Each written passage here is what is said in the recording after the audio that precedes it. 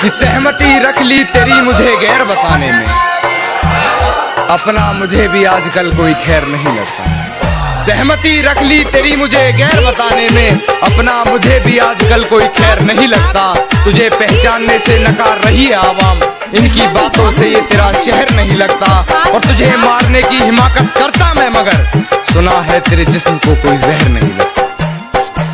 जनतनी माई तोरे को दिलस सगाई रे, जनतनी माई तोरे को दिलस सगाई रे, जनतनी माई तोरे को दिलस सगाई रे, जनतनी माई तोरे को दिलस सगाई रे। बाकी तोरे डोली सिलावा हमरे घर आई रे, बाकी तोरे डोली सिलावा हमरे घर आई रे।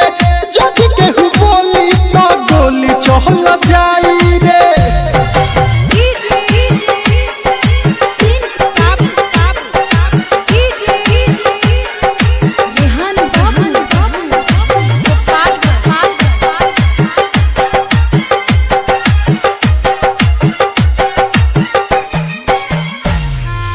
Mixed by Aditya Recording Studio, Gopalganj।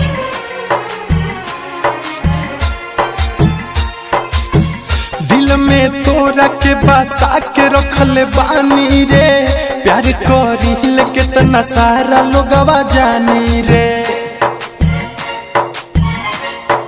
हाँ, दिल में तोरा के बसा के रखले बानी रे, प्यार करिल कितना सारा लोगवा जानी रे, प्यार करिल कितना सारा लोगवा जानी रे। भले सुनले जमाना गरियाई रे, भले सुनले जमाना गरियाई रे, भले सुनले जमाना गरियाई रे, भले सुनले जमाना गरियाई रे। बाकी तोर डोली सिलावा हमरे घर आई रे, बाकी तोर डोली सिलावा हमरे घर आई रे।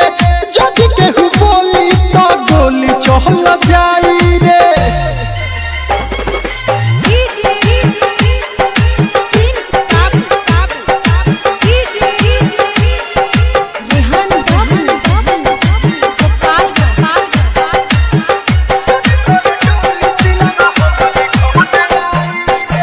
तोरा दुआरा बारात जदि लागी रे, ओह दिन सुतल से रही तो जागी रे।